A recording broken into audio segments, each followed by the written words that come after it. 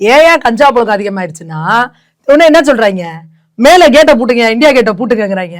முதல்வர் என்ன நினைச்சுக்கிட்டாரு, இந்தியா கேட்டை இழுத்து பூட்டிட்டோம்னா வேற எவனும் அது வழியா வரமாட்டான் அப்படின்னு வச்சு, இது வந்து ஸ்கூல் படிக்கிற பிள்ளை கூட இதை கேட்டா சிரிக்கும். இந்த அளவுக்கு முதல்வர் இருக்காருன்னா என்ன இது, இந்தியா கேட்டை ஏன் இழுத்து பூட்டுறனா, நீங்க உங்க ஸ்டேட்டை ஒழுங்கா நீங்க பார்டர் மெயின்டைன் பண்ணும், உங்க ஸ்டேட்ல ஒழுங்கா சட்டம் ஒழுங்கு இருந்தா எங்க இருந்துங்க இங்க வரப்போகுது? ஏங்க போன ஆட்சியில 2021க்கு முன்னாடி இந்த அளவுக்கு கஞ்சா புழக்கம்லாம் இல்லையேங்க, இந்த போதையில இல்லையேங்க. நீங்க உங்க ஆட்சியில தானே இந்த அளவுக்கு கேடு கடத்தனமா இருக்கு. இவர் என்ன சொல்றாரு, சினிமால வந்து குளோரிஃபை பண்ணாதீங்கிறாரு. யாரு அந்த சினிமால எடுக்கிறது? ஃபுல்லா சன் பிக்சர்ஸும் ரெட் ஜெயின் மூவிஸும். இவங்க யாரு, உதயநிதியும் இவங்க கலாநிதி, இவங்க குடும்பத்துல இருக்கவங்க தான். இவங்க படத்தை ஃபுல்லா விக்ரம்ல பாத்தீங்கன்னா அந்த ஹீரோ அந்த வில்ல வந்து பாத்தீங்கன்னா அந்த கொஞ்சோண்டு அந்த இதை எடுத்து வச்சோன்னா உடனே இந்த பாப்பாய் ஷோன்னு சொல்லி ஒரு கார்ட்டூன் வரும், அதை கூட சாப்பிட்டோன்னா எல்லாரையும் அடிப்பான் போட்டு அந்த மாதிரி. அப்ப அதை பார்த்தோன்னே இளைஞர் என்ன நினைப்பான், டே இது எப்படி வாயில போட்டா இத்தனை பேர் அடிக்கலாமா? இதை குளோரிஃபை பண்றது யாரு?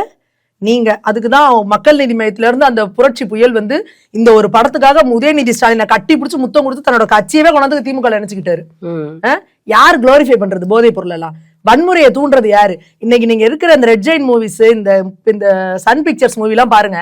முன்னெல்லாம் ஒருத்தனை வெட்டுறதுன்னா என்ன பண்ணுவாங்க, போவான் இப்படின்னு வெட்டுவான், அதோட முடிஞ்சிடும். இவனுங்க என்னன்னா அந்த வெட்டி அந்த ரத்தம் கேமரால பொழிச்சுன்னு தெரிச்சு ஒரு பொண்ணை கழுத்த இருக்கிறதுனா கரகரன்னு அந்த சத்தத்தோட ரத்தம் தெரிக்கிற வரைக்கும் நின்ன காலில் சதன்னு ரத்தம் ஓடுற ரத்தத்தை எப்படி காட்டுறீங்க? சுத்தியில வச்சு ஒருத்தனை மூஞ்சில அடிச்சு அந்த ரத்தத்தை பார்க்கவே நமக்கு கொலையெல்லாம் நடுங்குது.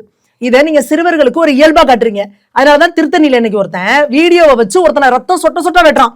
பொதுவா குழந்தைகளோட மென்டாலிட்டி என்னவா இருக்கும்னா, ஹியூமன் ஒரு மனுஷனோட மென்டாலிட்டி என்னன்னா ரத்தத்தை பார்த்தா பதறுவாங்க. கண்டிப்பா. ஒருத்தனே இப்ப நம்ம நீ போய் கோவத்துல ஒரு அடி அடிச்சிடற, எக்குத்தப்பா ஏதோ உன் கையில இருக்க மோதிரமோ ஒரு வளையலோ பட்டு கிழிச்சு அவன் மட்டும் ரத்தம் வந்துன்னா பதறு, என்னையா சும்மா அடிச்சா ரத்தம் வந்துருச்சுன்னு பதறுவாங்க. நார்மலா இருக்கிறேன். அதாவது அன்லெஸ் அவன் வந்து ஒரு கொலகாரன், ஒரு ரவுடி, உன்னை கொலை பண்ணணுங்கிற ஒரு மோட்டிவோட பண்றானா அது வேற விஷயம்.